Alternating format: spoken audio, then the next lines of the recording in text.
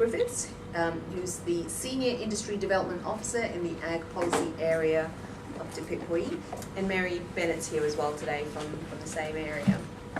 So Hugh's resume is extensive. It includes, as a young man, working as a jackaroo in a huge beef cattle station in New South Wales. He has a Bachelor of Rural Science and a Diploma of Ag Economics from the University of New England in New South Wales.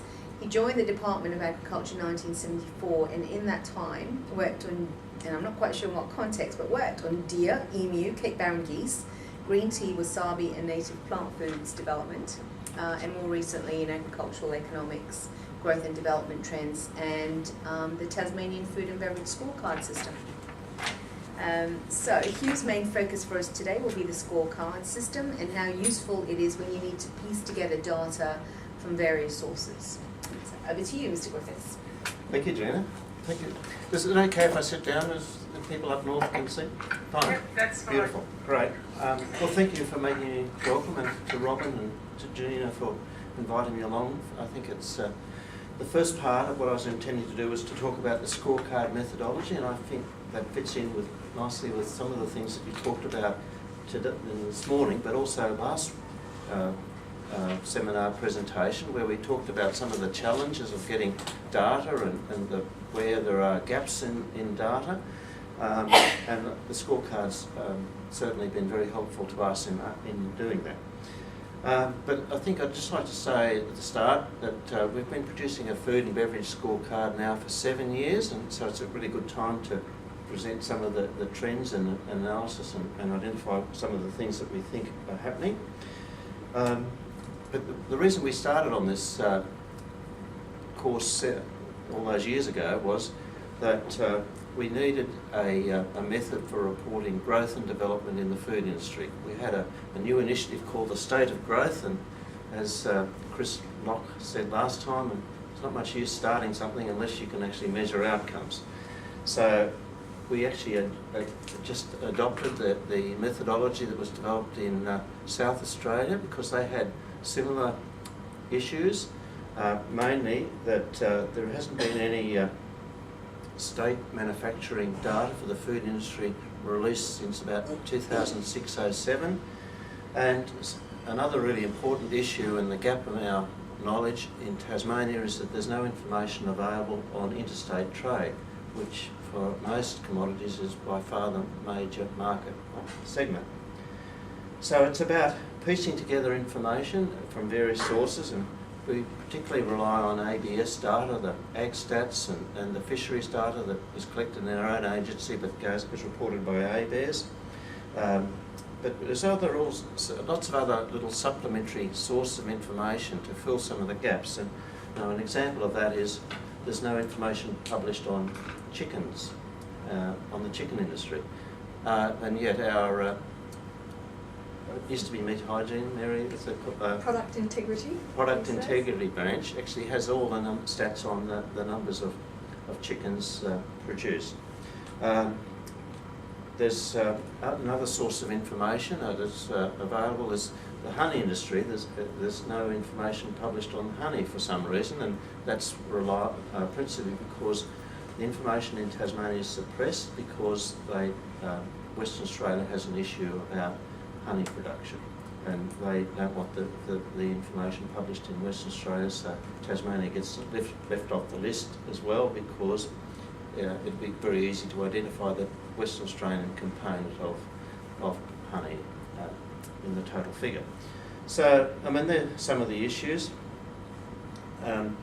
there.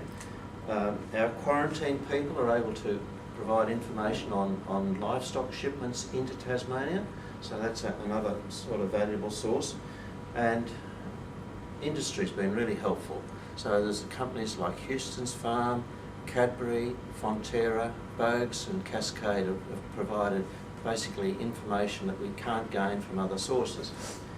So at that point in a presentation last month, the most influential lady in Tasmania said, I want to stop you there and point out to all the members of the committee that this is a flawed piece of analysis. And for all these reasons that I was actually going to explain that we actually do these things. And I thought, oh, that's a good start. So hopefully I'm in a friendlier environment today, and we can go on and cover those things. But I thought it was an interesting aspect that somebody would just or just to discredit the information before it was even presented. And Hugh, we do note that she has since asked for a copy of the info because she'd like to use it. So. That's right. She wants to use the slides, I think, in a forthcoming presentation very shortly. So part of what I'll be talking about in the second part is my interpretation, and perhaps they're largely things that I've pieced together myself. They don't necessarily reflect government policy or the policy of any things, but it's based on observations over the 7 years of producing the scorecard. And what we've also, as I mentioned in the last seminar, was that we're heavily reliant on the census data, because the Ag Survey data that's released every 4 years and then is much more constrained. Not only is the survey much smaller, it's about a fifth of the farms that are in the Ag Census. So in the Ag Census, 4,000 farmers complete a return, and the response rate is about 90%. So it's pretty good. You're probably never going to get better information than that. But the other thing about the Ag surveys, all those years in between, they don't report a whole host of things that are quite important in Tasmania, such as peas, broccoli, cauliflowers, raspberries, and some other berry fruits as well. So that's why we're really reliant on the Ag census data. So with that, I'll go into just to talk about the scorecard methodology, which is perhaps the major function of today and fits in with the objectives of this seminar series. The scorecard it was developed by the Harvard Business School, so it's got some international credibility, and it sits alongside a whole host of other methods of analysis like input-output studies and alike. But its particular feature is in blending, they call or balancing measurable, which are hard outcomes, and less soft outcomes. So it's a method of blending data from various ways. As I've got there, noted there, it's South Australia had similar needs in reporting the value-added component and the interstate trade. And it's a really handy method in the food and beverage area, because the food and beverage area is a pretty complex group. It's over 70 major product groups, so sort of getting an aggregate value of production is fairly challenging. And it's particularly challenging in Tasmania because companies like McCain's, Simplot, Fonterra, Murray Goulburn, Lion, Foster's, Swift, Cadbury and Costa's, they are major players here now, and they don't have a head office here, so accessing data is really challenging. So that's another reason for the value of the scorecard. And its greatest strength is in looking at the value chain. So we start off at the farm gate and work through various points in the chain. And as I've come to later in the presentation, there are some major issues with looking at increasing the value along the chain, because some of our food items are of a very low commodity base price. But I think also, what I'm keen to talk about the scorecard is it's got application in other areas such as forestry and tourism. I think it's a ready way of reporting the value of economic activity. And it's been interesting over the 7 years that I've produced a scorecard is that there's a whole host of different uses that I've not thought of, where people have used the scorecard results in terms of education and training needs, identifying trends in the types of industries that they need to provide services for, RD&E priorities as well, and also in investment attraction and in trade development and promotion activities. So it's got a whole host of different potential reasons. Now, I thought I'd just briefly go through the dairy industry scorecard as a way to illustrate how we actually produce the scorecard. The dairy industry is perhaps a most challenging example, because people think it's a fairly simple industry, but in fact it's very complex. There are many end uses for the milk that is produced at the farm gate level, and even in producing cheese, you end up with about 4 different products along the way that all constitute value. And the other one that is very important in Tasmania is that Cadbury produce a lot of confectionery. They regularly use about 75 million litres of milk, so it's a pretty significant, about 10% of the milk goes to Cadbury. So what we do is we just start off with the farm production level. We take just the ABS data, and you can either get that from ABS or Dairy Australia produce this information on a regular basis. So there's 788 million litres of milk, and the farm gate price was 40 cents, and the gross value of milk produced was $314 million.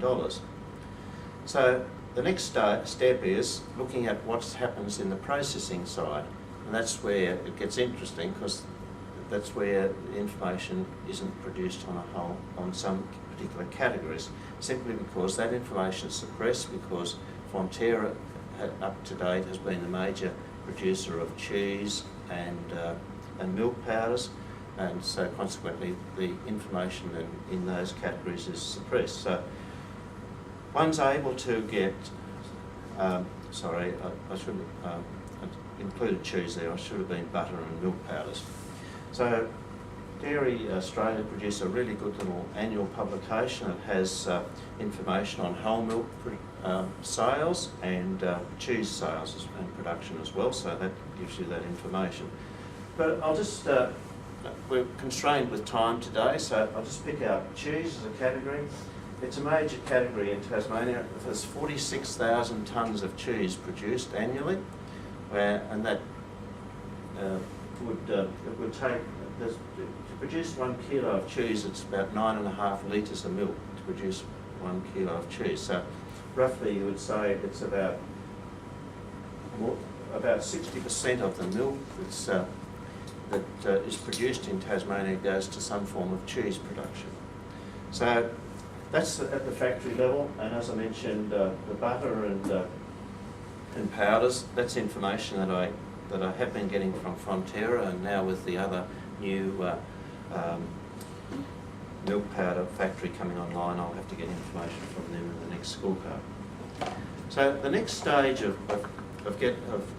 developing the ScoreCard is to look at the overseas trade, and again we buy the ABS trade data from ABS in the same way that Economic Development buys it as well, and that information is on their website. And we can see that if we look at the overseas exports in the blue line, they're just taken directly from the trade data, and in this case we export, just singling out cheese, 4,748 tonnes of cheese gets exported, roughly about a tenth of the total cheese production is exported, and its value is $21 million. When I first produced this ScoreCard, this thing, I thought, I've made a mistake here. Somebody's importing milk powder into Tasmania. No, that can't be right. I've obviously got something a gremlin coming through from a previous version. But I went back and checked the data, and for sure somebody has imported 651 tonnes of milk powder, and it's quite interesting that the import price was $3.85, and yet we're exporting milk powders for $3.46. So that's a bit of an aberration, but it's often fairly typical of what happens in the food industry. And I've found people bringing salmon into Australia. You can't bring salmon into Tasmania, but people are bringing salmon into Australia for a higher price than we're exporting it for. So it's a there's while somebody's exporting, others are importing. So this is the thing. Sorry, question? Can I just ask a question? You show milk there, but I presume some of that milk goes into the production of the other products like cheese and butter and so on, and yet the values are just added together simply. So are you double counting the milk production there? No, what we do is, as you go along the value chain, the values go up. The companies add value along the way, the value that's created along the chain varies tremendously from commodity to commodity or one sector to another. So in this case, I mean, we've got $314 million of farm milk produced. But then it goes to the factory. They obviously want, they've got to pay employees and ingredients and packaging and all these other things. So when that's value added, that's $443 million of product. Plus there's that additional 75 million litres of milk that goes to Cadbury. So that's how it arises. Now, Excuse me, Hugh. Overseas trade, is that included in that name, or is that? no, that's the next step. So what we've got is that in the case of cheese, the 46,000 tonnes of cheese, and we send 10% out of overseas, so the rest, which is 90%, somehow gets sold into the Australian market. So what we then say, well, let's look at the Tasmanian market, and in this case, cheese, we've got a population of 512,000 people here, and the average per capita consumption of cheese is 12.5 kilos per person. So on that basis, our cheese consumption in Tasmania is 6,351 tonnes of cheese that we consumed here. So what we then, the next stage is saying, well, we've got cheese produced at the factory, less overseas exports, less that would be consumed in Tasmania. We've then got a balance that goes into an interstate trade. Now, I can only calculate the interstate trade on a net basis. So, for instance, not all the Ashgrove and other cheeses are consumed here. Some are sent interstate, and then others that come back. So, the next point is to look at interstate trade, and in this case, we're sending out 35,000 tonnes of cheese. And I've actually got a higher price there for cheese, so roughly about $307 million of cheese is shipped out interstate. So that's basically how the scorecard comes together. And we do that same balancing for fresh milk, butter and powders as well. So, in relation to the sales within Tasmania, it's broken up into retail sales and food service sales. So it is quite a complex system. Hugh, do those costs include freight charge? No, we just work basically. It's the production. Yeah, it doesn't include freight, and it doesn't. Obviously, it does. I don't know about the cost of production. That's another issue along the chain. And is this one assuming that it's all Tasmanian cheese? Because it could be that that's the amount of cheese we have per annum, but it could be mainland cheese. Yeah, it could be, yeah. And I mean, the same sort of thing applies in nearly every industry sector. So, for instance, beer, we all love Cascade and Bogues, but then there are people that buy Crown Lager and VB and all those other things as well. So, there's a bit of mixture. Now, I used to be able to get the Tasmanian freight equalisation data, because that would give, and I used to cross-reference that. That's no longer possible. And we get feedback from industry and Carol's group and a whole host of people, and so we feed. We're always looking to improve the system. But the other thing that we're doing here is that these retail sales, you'll notice that the price for cheese has increased up to $15, because that's the average retail price of cheese now. So, as you go down the chain, the values go up. Now, the point of doing that is that what I'm wanting to do is to balance that across all of the food sales in Tasmania. So we look at the ABS retail food sales, and there's also a reported sales value for food and beverages as well, food service. So there's that's part of it as well. So, that's the way of tallying that up. So for the dairy sector, it's $314 million at the farm gate, 443 million ex-factory. There's those overseas sales of 103 million, and there's some imports of 2.5 million.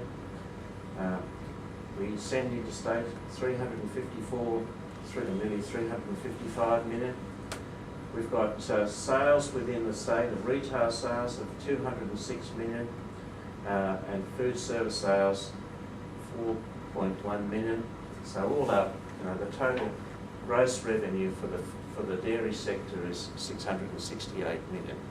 So it's adding up those different components and working out a net figure. So you happy up there in Launceston and Cindy?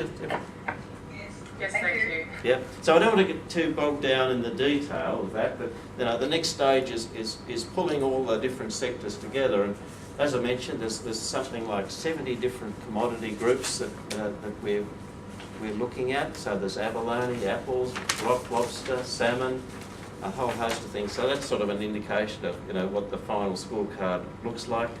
And most people in politicians find this a challenge. So presenting something like that is probably out of the question. So that's how we pull it together, and these are the figures we're just wanting to report. The most important thing is to report trends, and that's how the scorecard looks like. Now, probably for most people, the most interesting thing in the scorecard are these pie charts in the centre, because what we've done is to take all the different components out of the major components, put that into a chart form, and that gives some people something more they relate to. And in fact, this is the value added chart for 2010-11, and we had a farm gate value of food, and that includes agricultural and fisheries products, $1.4 billion. When that's packed and processed, it became $2.85 billion. And the interesting thing is with the packed and processed value is for the first time we've now got some estimate of the value of beer, bakery and confectionery items. We haven't had that for many years, as I've explained, that the information hasn't been published on manufactured values. So that has been really helpful. In many instances I've been shooting in the dark with this, and I sent it out to the people at Cadbury, and I said, what was the feedback? Was I somewhere near the mark? And they said, we put it in the tea room, and everyone said it was good. So that's where the feedback. Over the years of 7 years of doing it, we've tried to refine it as much as we can and to get better estimates. And I think generally people in the industry are quite receptive to that, because as I've mentioned, we've got all these important industry sectors where people haven't known what the true value is, and particularly, when people look at confectionery and beer, they think, wow, I never realised there was that level of production. And we've got a challenge, is that we've got the press are always on the, some new angle that the wasabi and ginseng are going to be our future. Well, they may well be very important down the track, but it's the mainstay items that provide the most employment and value in the state. And one can see that beef, dairy, potatoes, salmon, and confectionery and beer are probably a fair chunk of the sector. And in fact, 10 of the major items represent about 90% of the trade value. So that's what I wanted to talk about in terms of the scorecard, how it's prepared, and to give people an indication of that. And then I thought the second part of the presentation, I'll just talk about some trends and observations, and particularly focusing on the last 10 years. But if anyone's got any further questions just on the scorecard methodology, I'll attempt to answer those now. If not, we'll carry on, Jim. How are we going for time? What's the time? Another half an hour. Right, that's perfect. So, what I've done here is just present the gross value of agriculture and fisheries production, and this is just straight ABS data over the last 10 years. And one can say that, despite all the, the toings and goings in the press and other things, is that the gross value of ag and seafood has actually been on a steady rise. We don't have the major ups and downs in other industries or other stuff that occurs in other states. And despite droughts in one area and crises in another area, the sector in total remains fairly stable. And I guess that's a great feature of, firstly, two things. One is, Tasmania's climate is pretty good. The consistency of supply, particularly in the higher rainfall, the more fertile soils, is pretty attractive as well. And then the other part of it is our diversification of the sector. So being highly diversified, we are less exposed to major ups and downs in sectors as well. Over those 10 years, I've just got to check my figures here, the gross value of ag and seafood production has gone up by about, the gross value went up $630 million. 267 million of that was in agriculture. Seafood, mainly salmon, was up $363 million. That represented an annual increase. But economists always want to know, well, how much of that is inflation and how much was real? Well, the answer is that after inflation, that $630 million drops back to $236 million. So the blue line is the CPI adjusted gross value of ag and seafood, and you can see that it's certainly substantially less inclined than the gross value of production. So 1.5% is our real annual increase. So getting to a target of $10 billion is going to be pretty challenging, I would suggest, but we'll see what happens. One of the most apparent features is that the gross value of agriculture and seafood production, and this is the blue line, and that includes a number of non-food items such as poppies, a nursery, wool, and other things like that. So the non-food items there.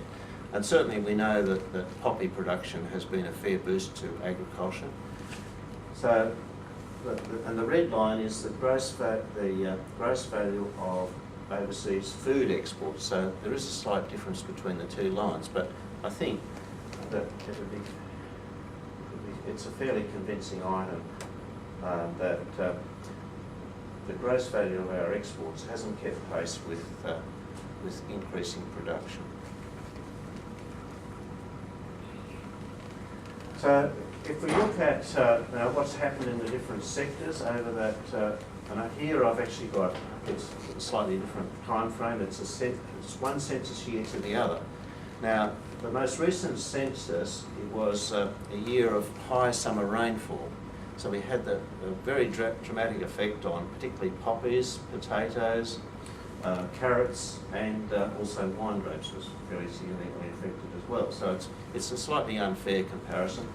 But you can see that by far all of the growth has been in salmon, dairy, and other horticulture, which is all cherries. And I'll focus on some of those industry sectors in more detail.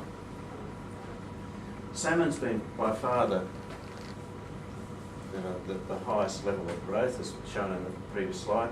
Gross value of salmon has consistently gone up by $1 million a week over the last 7 years. So it's, I don't know of any other portion of the Tasmanian economy that's has achieved such level of growth. And with the development in Macquarie Harbour, I suspect it's going to continue.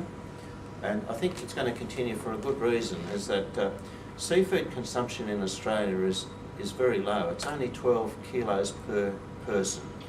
Now you consider that alongside all the other beef consumption per capita is 30 kilos. Chicken, I think, is up to about 35 kilos. That's per year. Per, yeah. Per, Is that right? that's right, Yeah. that's per year.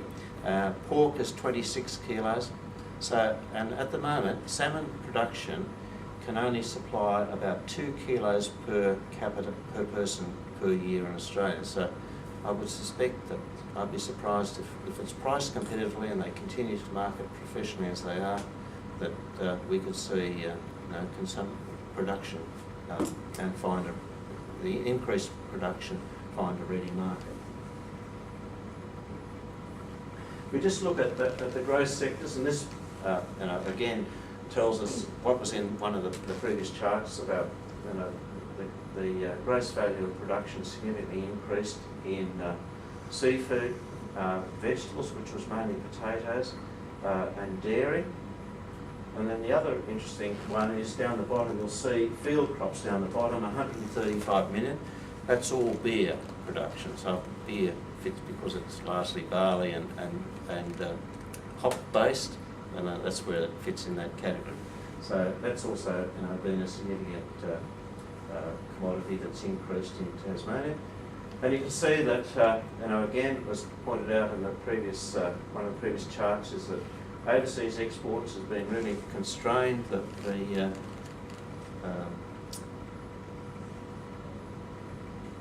In that time frame, I think overseas exports only increased by 22 million.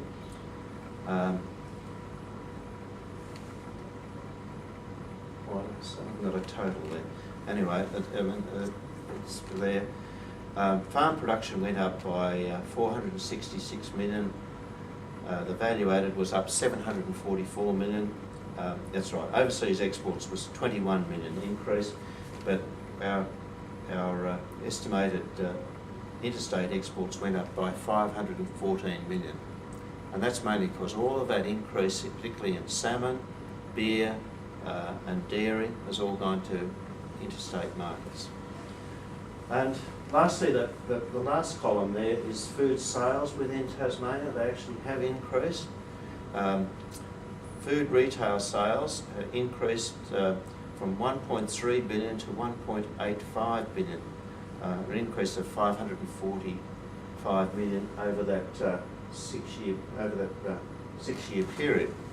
And it's, again, I mean, if you read the Mercury, you'll see that there's all these concerns how depressed the economy is, and something that Robin and Gina were talking about earlier is that over that 6 year period, our population actually went up by 22,000 people. So, and that's a major contributor to that growth in sales within Tasmania. So sometimes it's not all bad news. The figures for overseas and interstate, or that sort of disparity between freight reports from Port of Melbourne, the report to the Tasmanian Maritime Network, interestingly, something like 75% of the food export stuff that's taken into Melbourne is consumed within 35 kilometres of port. Oh, right. So the market, that's the market, is that domestic consumption. So, and where do they get that information from? Port of Melbourne. Yeah, all right, yeah. Freight, I guess the freight utilisation Yeah. could be. That's good. Well, it's good to get that feedback, because one of the good things about presentations that I've been doing is that whether they're students or academics or industry people, I mean, everyone's got a different pieces of information that help build the picture. And the survey I'm doing on the marine manufacturing sector, they're certainly seeing agriculture as a big opportunity. It's a big great spring. Something else that we're able to pull out is, because the scorecard's based on a volume of product, is that we're able to pull out the volumes of things. So not only is it the value that people are interested in, it's the kilos of product that's exported or shipped interstate, and and that's helpful for freight needs and a whole host of different things. So I've just identified what are the major items that we produce here and the volumes. So for instance, if we look down the last line, beer, that's 104 million litres of beer. 55 million of that is shipped interstate, and we consume around 48 million litres. So it's an indication. And I guess another one we talked about earlier was the cheese, the first line. Per annum or consumption of, is it per year or over those? Per year. 20? Per annum, yeah, it's an annum. It's a financial year. So we talked about cheese. This is a different year to the one that I had earlier. Cheese, 42,000 tonnes. 5,200 tonnes of that went overseas. Interstate sales, 30,584 tonnes. And consumption within Tasmania, 6,000 tonnes. So I won't go through all the others, but it is a way of pulling it out. Now, just looking at some of the key sectors and what I think are drivers, their own, as I mentioned at the start, my own interpretation. The orange line is the gross value of raw milk produced at the farm gate. So this is what farmers are paid. And there's a lot in the press about the milk dairy sectors expanding, and yet when you look back, our overseas exports are only what they were about 16 years ago, and you find that hard to believe. But that's now it may well be that increasingly product is shipped to Melbourne and then is exported, but I do believe that one of the major reasons is that the commodity prices for a whole host of things that are produced are very, very low relative to our cost of production. So this is cheese production, and you can see that the blue line is the tonnes of cheese produced in Tasmania. The red line is overseas exports down the bottom, and interstate trade, which is something that we obviously we calculate on a net basis. Now you can see that cheese exports have fallen considerably. In fact, for our response to the free trade agreement yesterday, we pulled out that 84% of cheese exported from Tasmania goes to Japan. And the export price in 2012-13 was $4.42 a kilo. And you wonder, how could they be producing cheese for such a low price? But they do, when they produce cheese, they actually produce a whole range of other things where they make their money as well. So it's not all bad news. So if they're producing cheddar for 10,000 litres of milk, which costs them $4,020, they produce $4,800 worth of cheese, but they also produce around about $6,500 worth of whey products along the way. So there are other milk products and other products that help keep that up. But particularly for somebody who's dedicated in producing milk powders, well then they don't have a lot of options around switching products, and that's a major concern. Sorry, you may have said this is a bit late, but what proportion of dairy export is dried milk powder? Is it?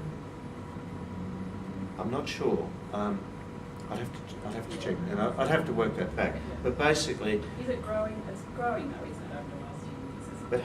it has increased, and exports of milk powders have increased.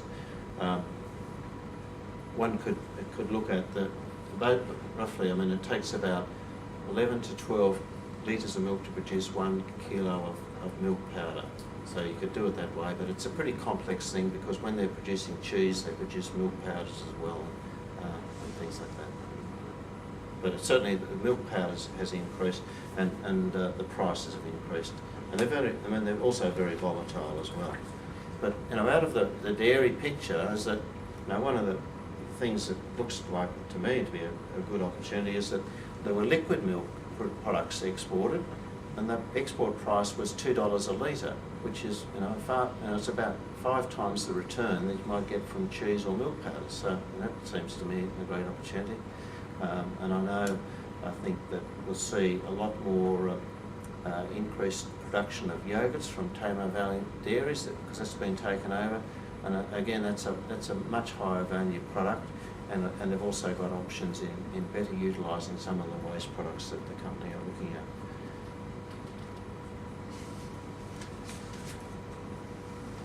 Livestock numbers. It's the state's always been one of the dominant industries has been livestock. Sheep. Numbers back in the 80s when I was doing some work with farm business advisory work, we had around about 5 million sheep, and it's more recently dropped down to 2 million, so that has started to rebuild. The numbers of beef cattle, which is the intermediate line, has been fairly stable for a long time. But the interesting thing is that the numbers of dairy cows, which is the bottom line, has been fairly stable for a long time too, and yet we've had this tremendous increase in milk yield. And there's been one of the good outcomes for dairy farmers is that there are many fewer dairy farms, much bigger and more efficient, but milk yield per cow has gone up tremendously, and particularly related to genetics, but mainly they're feeding the cows much better. So there's been a lot of focus in RD&E in producing more grass, feeding the cows more efficiently, more effectively, and consequently production's gone up considerably. So I think it's a good example of RD&E outcomes and the collaboration, and the industry's got a really successful benchmarking program. So the annual Dairy Business of the Year, where people can come together, analyse their financials for the year, and gives them a good way of improving production. Beef exports. I just put this up to show that our major market for fresh beef, and that's high value beef, has been in Japan. And over that 10 years, the exports to Japan have fallen by about 7,500 tonnes.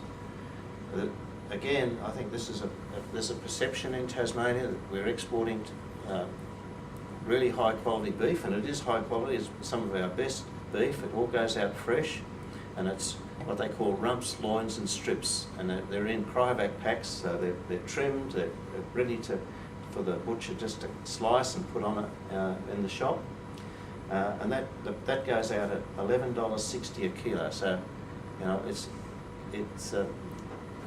this contrast in perceptions that people go to Japan and they see beef on the supermarket shelves at Aeon and restaurants and things for huge prices, and yet the Tasmanian producer doesn't really get very much out of it. So and consequently, the beef exports to Japan have fallen by 44% over that time frame, and that's consistent with, if people in the industry read Peter Greenham's commentary in the Tas Country, he's been very active in looking at diversifying his markets, going to higher price markets. The US, they've also been very successful in marketing into the domestic market in Australia. But it just confirms some of the challenges. So the decline in beef exports to Japan is really because farmers prefer to, or selling the meat prefers to sell to higher price markets, and they don't really sell as much to Japan, not because demand has dropped in Japan. Yeah, well, there's certainly been a big softening in the market in Japan. The recession's been biting hard. You've probably read about that. And it's the high Australian dollar, so that's meant that Tasmanian beef is less competitive, and it's the high cost of shipping as well. So both those things.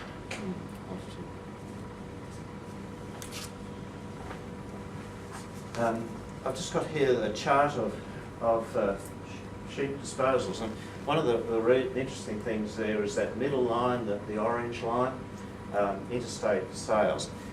Up to around about, on average, about a third of our sheep are sold live to Victoria every year. And why it's of interest is that the ABS value livestock production at the point of processing. So when we're sending of the vicinity of 350,000 sheep live to Victoria, and if they're processed there, they count for the gross value of ag production in Victoria. And that's sort of something there, and it's a pretty important issue for us because it's more than the value of wine grapes at the farm gate or carrots and things like that. So it's a pretty significant item, and and this is one of the things that Jan banged on about, that we thought that it was an error, an omission in our calculations, but in fact we actually have all those sheep sales there as a net commodity item. So net commodity items are things like beef and sheep that go out live, wine grapes that are processed interstate in Victoria and South Australia, and those types of things. So we try and build that in as possible. What's accounting for the big drop in 2010 or what? Sheep prices drop? Sorry? What's the big, what would account for the big sort of, or the decline between 7 to 11 with the sheep process? What happened then was that you might recall that lambs were selling for $150 to $200 per head, and so did mutton go up as well. And Swift was the major processing plant at that stage, and they said, this is just ridiculous, the price is well beyond what we can afford to pay and make a profit. So they actually closed the sheep chain, and that's what happened there. And then after, so all those people, they did send slightly more, but there was a slight rebuilding of the flock. But what's happened since, and this is what I was coming to, is that there is a good news story here, and that Tasmanian Quality Meats at Cressy has come on board, and now it's got an export approval, and they've been working to full capacity for the last 2 years. And so if you look at the overseas exports of mutton and lamb, it's gone up by $15 million over the last 2 years, so that's a positive thing. And we accessed the quarantine data because they were able to tell us how many sheep were coming into from Victoria. And in the last 3 months of 2013, there was something like 45,000 sheep were brought over from Victoria to process mainly at the Cressy abattoir. So it's a good news story that it was the exporter of the year last year. It's a well-run plant. They certainly seem to be going ahead in leaps and bounds, and it's the meat industry is one of the most challenging, every abattoir in Tasmania has gone broke at some stage, and people haven't been paid, but they seem to be doing really well. And they're bringing sheep from as far away as Western Victoria to process here. So is that important? They're exporting, yeah. They're either exporting overseas or they're selling into the domestic market, and they're sending a container load a week, I think Carol might have to do, to Brisbane. Now, everyone complains about the high cost of freighting. The apple people say it costs more to ship apples to Melbourne than it does from Melbourne to India.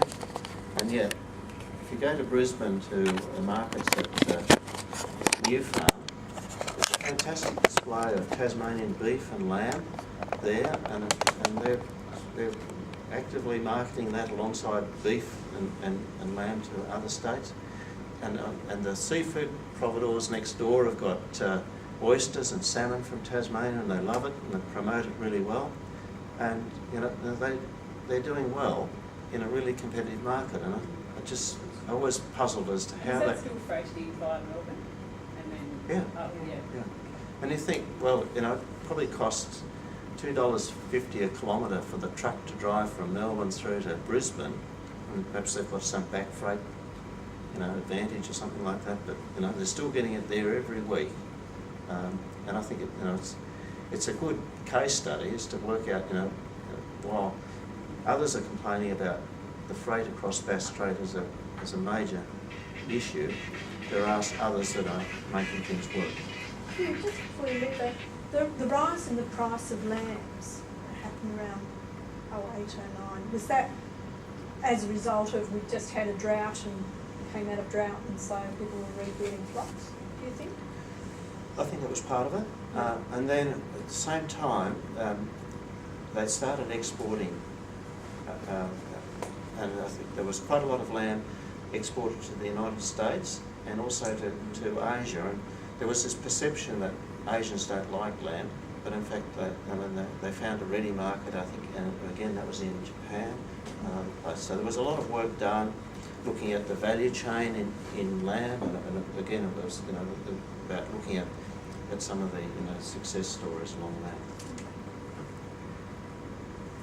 Getting towards the end, vegetables. I've just charted out the area of vegetables because looking at the value is a particularly challenging thing. The most notable thing is the decline in the area of peas that are produced, and a lot of the other categories have been fairly stable, but there's obviously significant challenges in the processed vegetable area, and Carol's certainly at the forefront of that. But I think at the same time, there are significant opportunities to diversify your market, and particularly those people that are looking at the domestic market. And I know that according to the press, there's a significant downturn or reduction in the potato harvest in Australia. So perhaps that's an opportunity for people to move to a higher price market. And the last thing I was going to mention in relation to that is carrots. I suspect that carrot production will increase. We've seen, well again, it's linked to the report that Carol's group did. Macquarie Franklin did a really good report on the competitiveness of vegetable production in Tasmania, and carrots is perhaps the area of greatest opportunity relative to mainland and New Zealand growers. Our yield of carrots per hectare is really quite high, and also we've got this seasonality advantage. So as you move down the eastern seaboard of Australia, the Tasmanian carrots are harvested last, and people love fresh carrots, and some which has moved here from Western Australia. What about cherries? Oh, sorry. Cherry production, and again, one of those earlier charts showed that other horticulture have been increased. Now, cherries has increased substantially over that period of time. It's increased many times. And I think, again, there are success stories in Tasmania, and the cherry industry is a good one. The industry's worked really hard in diversifying markets and looking at looking at the value chain and working very closely with their customers, and it's paid off. So, and that's driven production of cherries. So apple growers have diversified away from apples into cherries where the price is higher.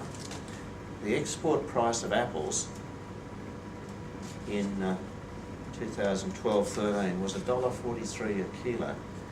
It's incredibly low. It must be well below the cost of production, because you take apples, you pick them, you harvest them, sort them. Probably a third of the apples go to just juicing because they don't meet export standards.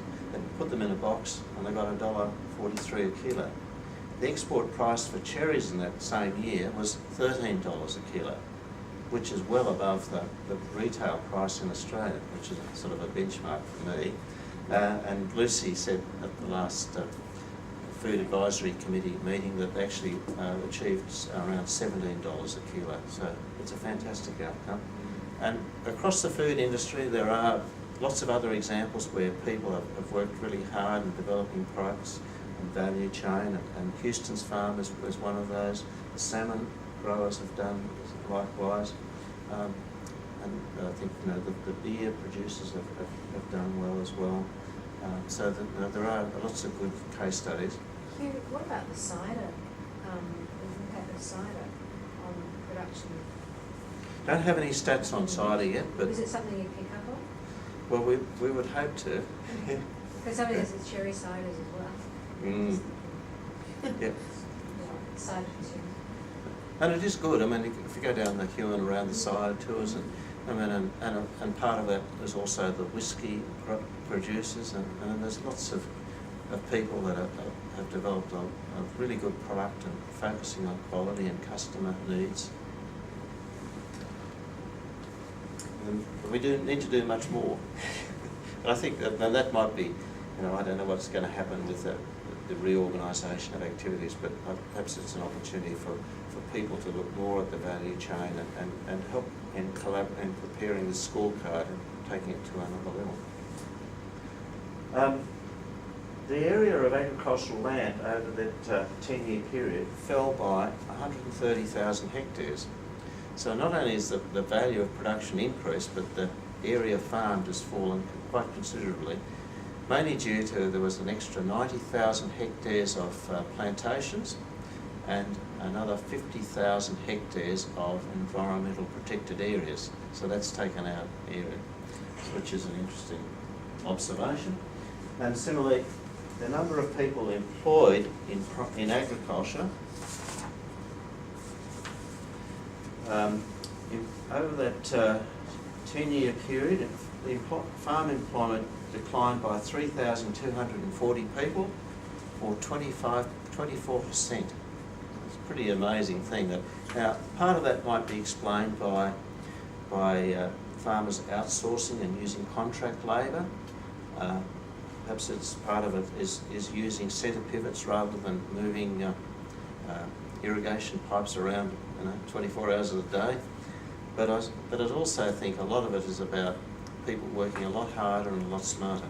And one can't document that, but I do think given that the value of ag has gone up by that